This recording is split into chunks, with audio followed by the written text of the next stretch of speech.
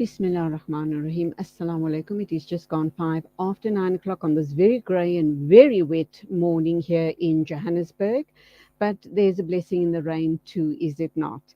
Let's welcome to the program Gideon Chitanga. He is a research associate at the African Center for the Study of the US at Wits University. We're going to be looking at what is alleged as the Chinese spy balloon over the American airspace. We do know that last week the supposed spy balloon was shot down by the Americans. We are now being told that there are further objects over American airspace. I guess back in the day, and I say this very tongue in cheek, that back in the day, maybe 20, 30, 50 years ago, the Americans would have been super excited about this and they would have said it's visitors from outer space.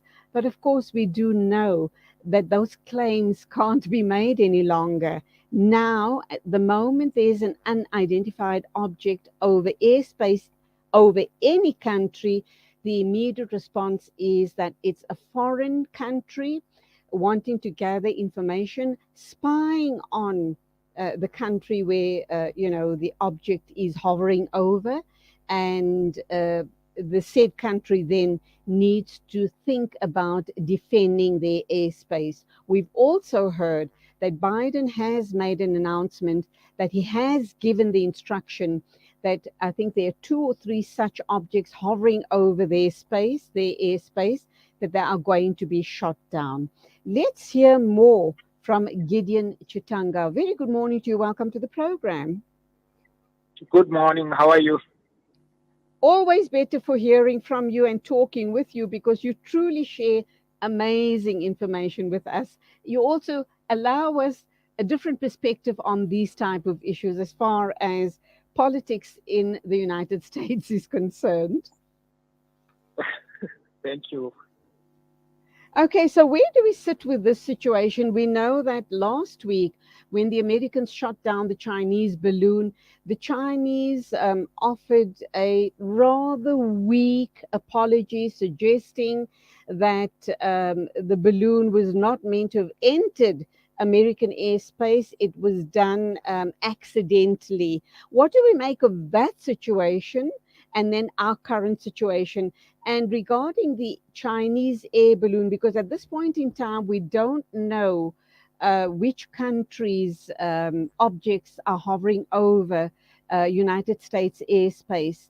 What do you think the repercussions are going to be as far as the Chinese air balloon that was shot down in terms of relations between the two countries, America and China? I think that so if we go back to November when President Biden met with President Xi, it felt like relations between the U.S. and China were set to improve after the acrimony that was triggered when Pelosi visited Taiwan. Yes. I think that this issue of the balloon is sort of dragged the relations back in terms of the heightening the political voices which are critical over China or about China in the U.S., creating a situation where it's a xenophobic narrative that presents China as a geopolitical threat and not necessarily a competitor, a legitimate competitor for that matter, is being stoked, particularly in the Republican quarters of U.S. politics, and certainly exerting pressure on the Biden administration to be seen to taking a strong position against China.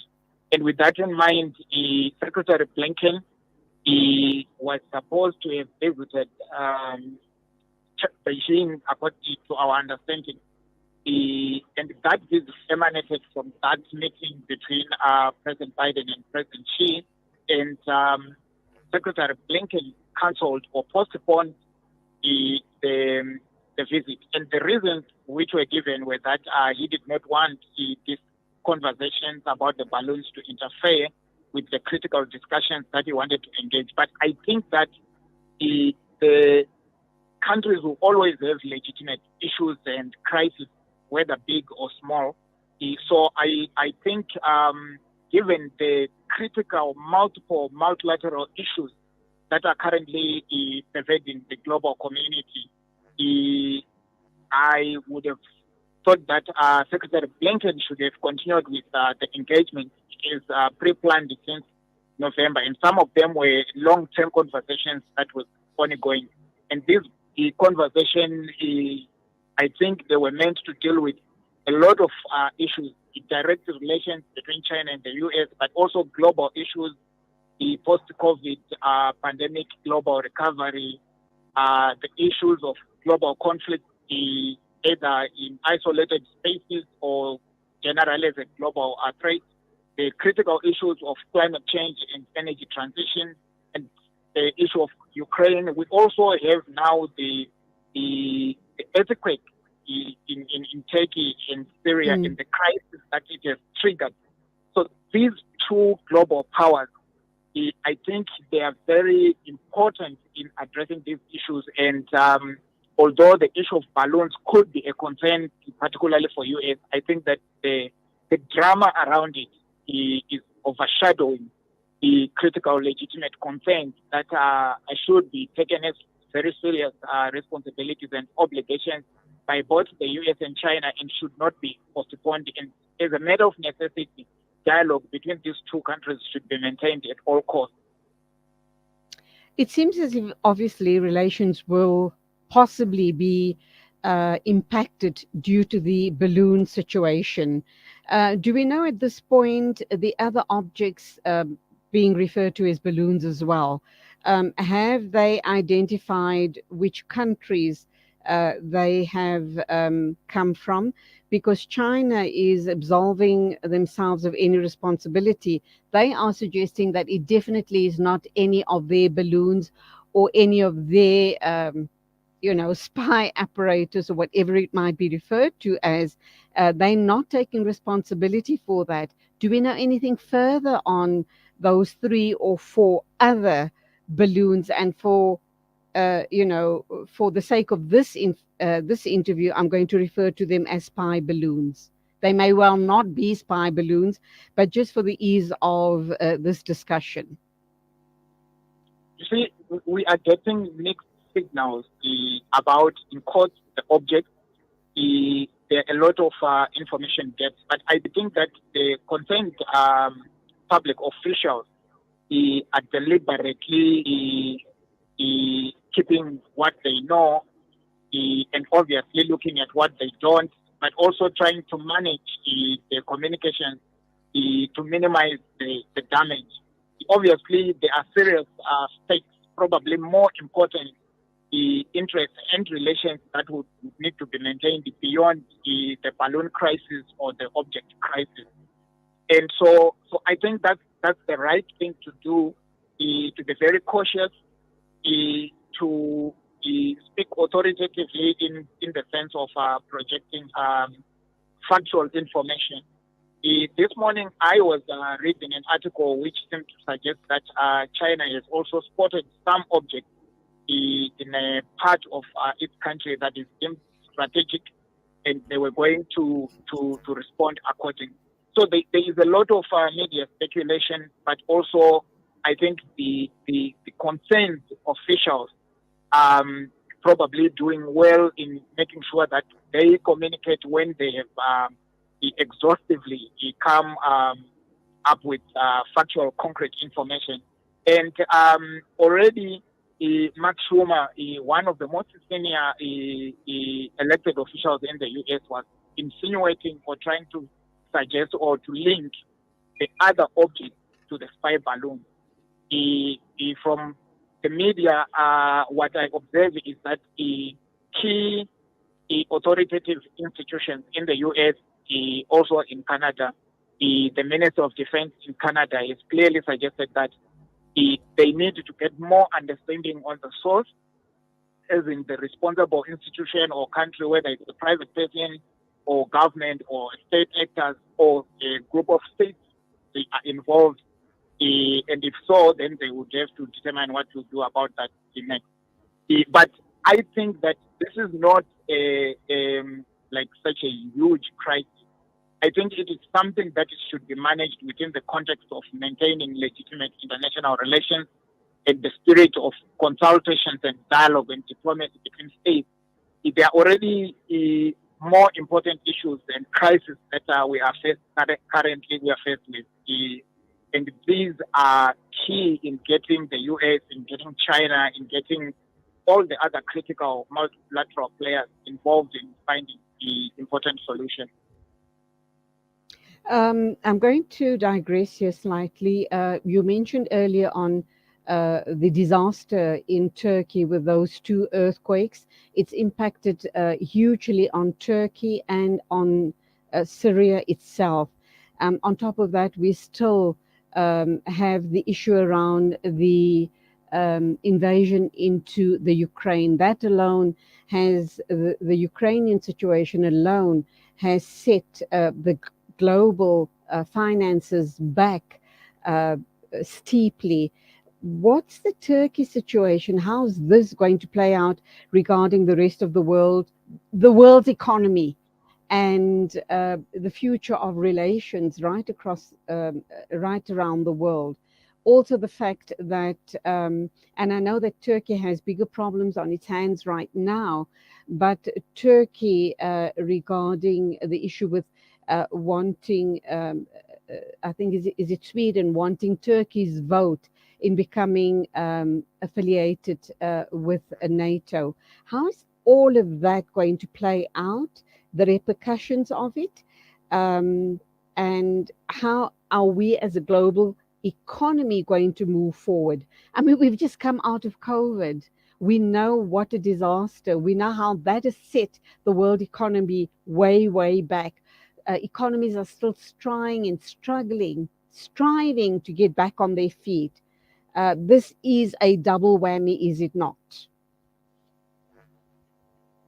I think that there is a bit of the geopolitics that's playing out or will play out.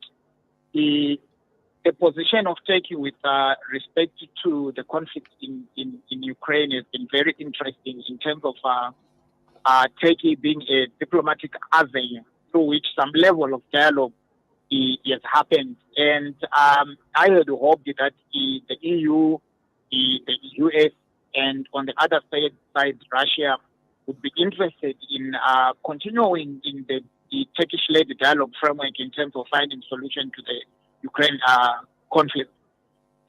Turkey is also a key player in NATO politics. Sweden and which other country which want to join Turkey to join NATO. I think Turkey is sought to use its vote as leverage, or its consent as leverage in terms of bargaining the different political positions. But having said that, the earthquake, I think, it's a huge domestic crisis in Turkey with international dimension, which calls for global humanitarian intervention. And if you compare the situation in Syria to the situation in Turkey, you would say that Turkey is institutionally disposed to be in a better position in managing the humanitarian crisis and attracting resources and having the logistical space for support. But even with all that, I think the level of global response has been quite low compared to the expectation, given the magnitude of the earthquake and its impact. Then if you think about Syria, it's worse there because of the ongoing political conflict. And I am so sad to say that even at the level where the world is, the international humanitarian institutions have failed to provide humanitarian aid, or are failing to provide humanitarian aid to the part of Syria that is controlled by the so-called rebels, because they can't strike an agreement with the president of Syria to facilitate entry into these geographic places. So there is a serious humanitarian failure with respect to urgent, efficient, immediate response in assisting the people who are affected by the earthquake in Turkey as well as Syria. And I think that is tragic. I expect global leaders to continue to talk to each other and draw attention to these two countries whose citizens are going through a very difficult period. My final question then to you, let's bring it back to the Chinese spy balloons. Let's just suppose that the other objects, unidentified objects over American airspace happens to be identified as once again being Chinese objects. What do you suppose that is going to create in terms of further tensions between these two countries? And how serious would that be looked upon by the Americans? I think we are already in a space of the escalated tension, and the hawkish political leaders and players in the U.S. political space are amplifying this situation to maximize their criticism of the Biden administration, and therefore to put pressure that strains relations between the U.S. and China. Can this go further? I think at this moment you need to understand and possibly appreciate the fact that the response from the Chinese side has been quite restrained up to this moment. So I think that it's the government of the U.S. and the government of China would not wish to escalate the conflict any further. So whether the new object would be associated with China or any other actor, I suppose that the most crucial thing would be how the relations would be managed and how the dialogue channels that were opened since the meeting between President Xi and President Biden would be maintained, and probably the engagement beyond polarized relations could be maintained so that the diplomacy and dialogue that is exercised on critical global issues and maybe bilateral issues between the two countries. Gideon Chitanga, Research Associate at the African Center for the Study of the U.S. at Wits University. Always a pleasure getting your insights. Thank you indeed for your time this morning. Go well. God bless. Thank you. 9:23 exactly. News and views right here on Salam Media. Let's welcome to the program our Polokwane listeners on One Nation FM. Welcome. Do hope you're going to keep us company till about 10:15 this morning. Still to come, we're going to be talking with Najma Kota regarding World Radio Day. We'll also be talking with Noor Ahmed and Shireen Saluji from the Palestine Solidarity Alliance live from Kuala Lumpur. And then Hasina Gori, our Salam Media reporter live from Turkey, is going to give us an update. But also standing by is Zai Jadwid, our news correspondent. So let's try and get the news, some ads, the news, and then we'll go into all of those discussions that I have just mentioned. It is exactly 9:24 a.m. This is News and Views on Salam Media. Listen to something fresh.